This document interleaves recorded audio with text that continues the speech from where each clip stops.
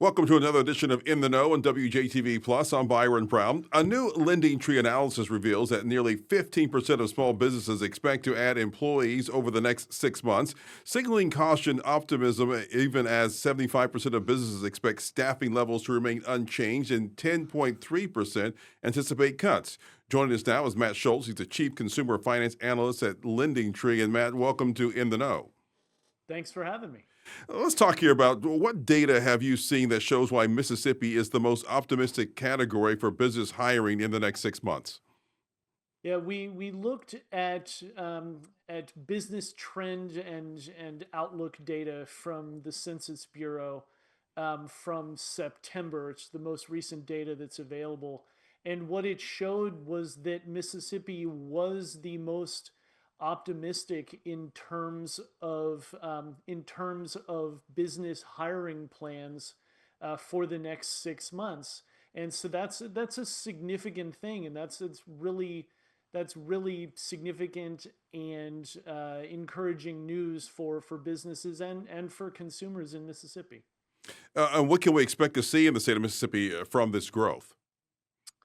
Well, it's hard to know because times are so fluid, obviously, and so much can change. But we didn't get specifically at how much growth there was going to be, and we did see that while 15%, I believe, no, while 16% of Mississippi businesses said that they intended to add bodies in the next 6 months. Single digit numbers said that they would actually be decreasing. So, doesn't mean that we're going to necessarily see a giant hiring boom in the next 6 months, but it's still more positive than not. And why are we seeing that positive attitude about growth here in the Magnolia State? Well, it's hard to say because we didn't get into that specifically in the report, but there's certainly room for optimism when it comes to how consumers are spending, and consumers have been really resilient, interestingly enough, in despite some headwinds that we've seen and a lot of uncertainty, and even with a holiday spending, we're still seeing people spend by and large. So it's hard to know exactly why these businesses are optimistic, but they certainly seem to be. And there seems to be such a divide between red states and blue states. Red states seem to be more optimistic than the blue states. Why are you seeing that divide?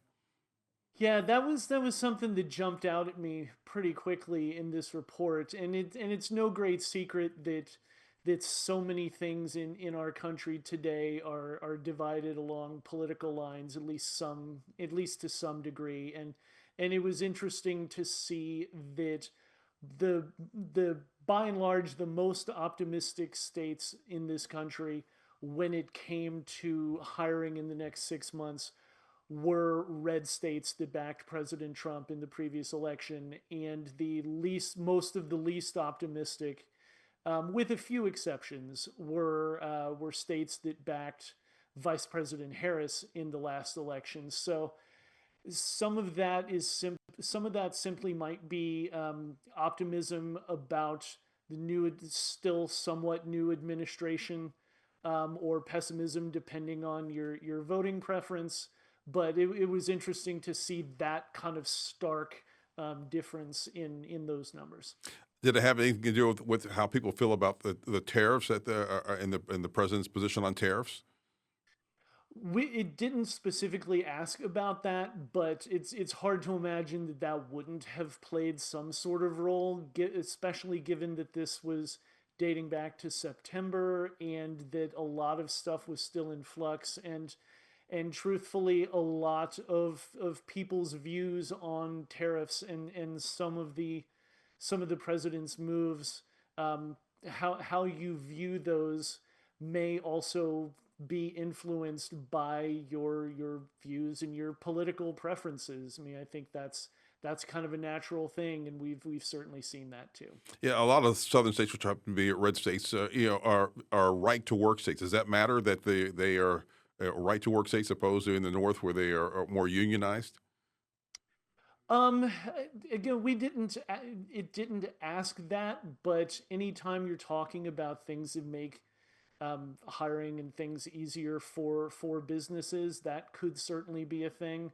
I think there also could be an issue with the fact that some of the least optimistic states were along the northern border with Canada, and there was so much debate about and kind of tension uh, earlier this year with Canada with tariffs and that sort of thing. That's an example of among the least optimistic states.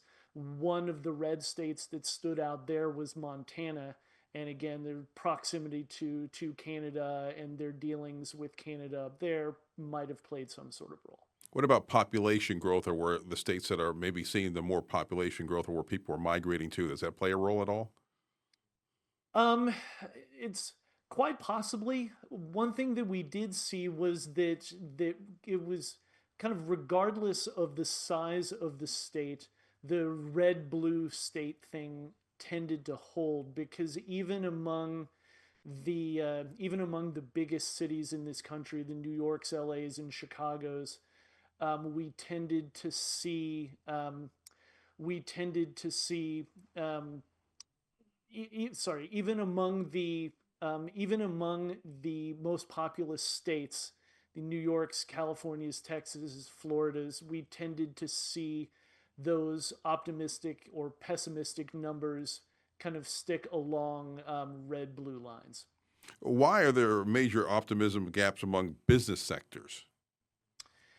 Yeah, it was interesting. We saw that, for example, the healthcare sector was more optimistic than, for example, the hotel accommodation and food service areas, and so there is a pretty significant gap. And again, the economy can impact those different sectors in different ways. And it's hard to know exactly why those businesses were feeling that way, but especially if you're talking about something like the hotel accommodations and food services, we have certainly seen reports of some big tourist states in this country being hit a little bit hard by maybe fewer people coming in from Canada or internationally, for example. So that may have something to do with that. If I'm in the job hunt, or what's the takeaway from this report? If I'm in the job hunt here, like in Mississippi or any of these states that are very optimistic, if in the next 6 months or come after the holidays and the new year, should I feel pretty optimistic that I might be able to land a job?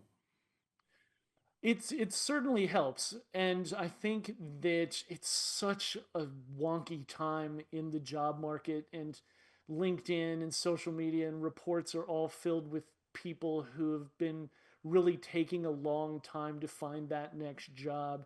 And I think what this report may indicate is that where you live and the sector and the business that you work in can play a significant role in what your job search and what the job market may look like. So you can only be so flexible a lot of times when it comes to your job search. But the more flexible you can be and the more open you can be, that can certainly help.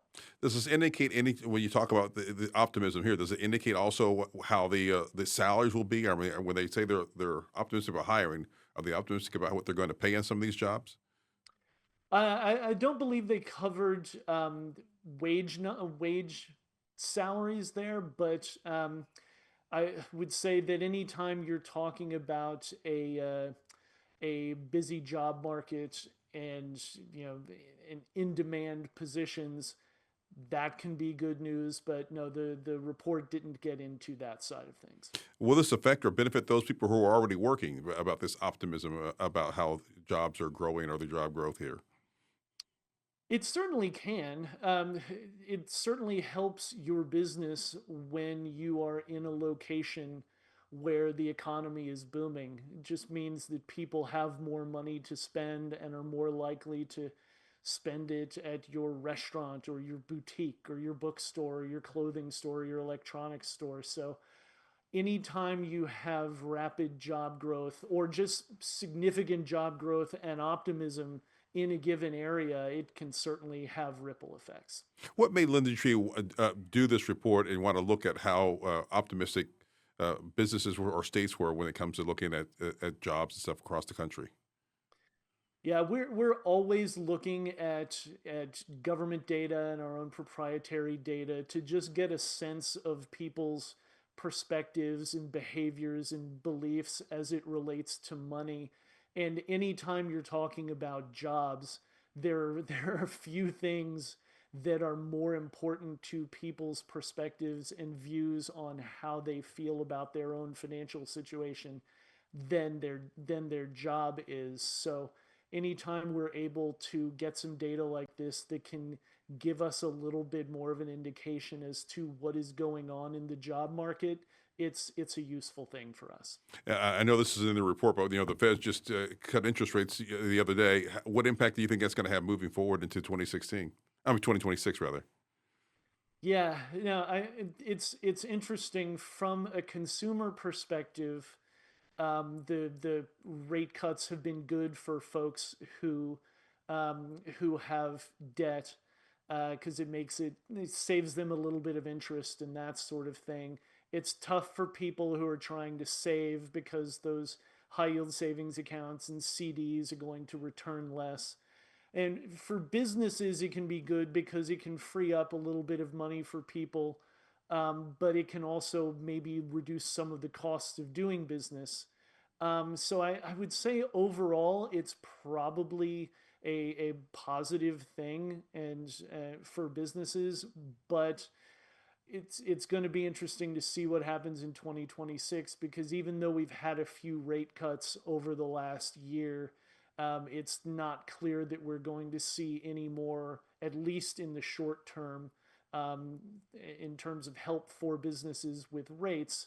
So, what benefit that we see may be in the short term, but not last quite as long. What about when it comes to mortgages? Is it going to help with the housing industry, do you think? That's the billion-dollar question. The thing that people need to understand is that when the Fed lowers rates, it doesn't guarantee that mortgage rates are going to go down. And we've actually seen them go up a little bit in the last week. So as much as much as we'd like to see mortgage rates go down, and as much as there is reason to be optimistic that we will see rates continue to fall a little bit, this past rate cut certainly is no guarantee that we'll see it. How does Lending Tree see 2026 as far as where we are economically in our country?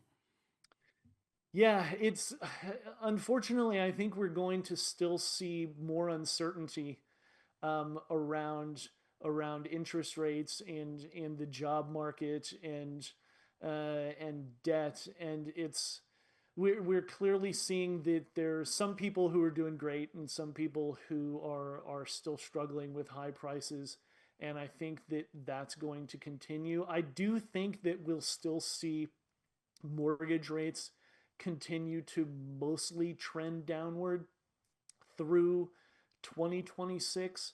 But I think that anybody who is hoping for a dramatic decrease in mortgage rates is probably going to be a little bit disappointed, although they can take a little bit of solace in that we should expect credit card rates to continue to fall too. Overall, do you think 2026 will be a decent year for America? I certainly hope so.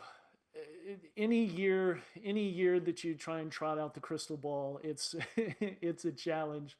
But there's certainly reason to be optimistic about some things, especially when it comes to rates. But there's just an awful lot of X factors going in, not the least of which is that 2026 is a midterm election year, which can always bring up some interesting developments over the course of time too. So we'll just have to wait and see. And if I'm just kind of the guy on the sideline, just sitting back here and say, okay, it's New Year's coming up. What should I do with my money? I guess, should I be cautious? Should I just sit back on the sideline? I know that's a lot of information there, but how should I handle things moving forward? Yeah, my suggestion is to get your financial foundation as stable as you can get it. That way, you're ready for whatever might be ahead. It's obviously easier said than done, but the more you can do to knock down high interest debt like credit card debt, the better. The more you can do to build that emergency fund, the better. So if you have a flat tire or emergency trip to the vet for your dog, it's not going to send you into credit card debt. Um, those sorts of little moves can really make a difference because we may not know exactly what's going to happen going forward, but the best thing we can do is be as prepared and as stable as we can be to deal with what's may be coming.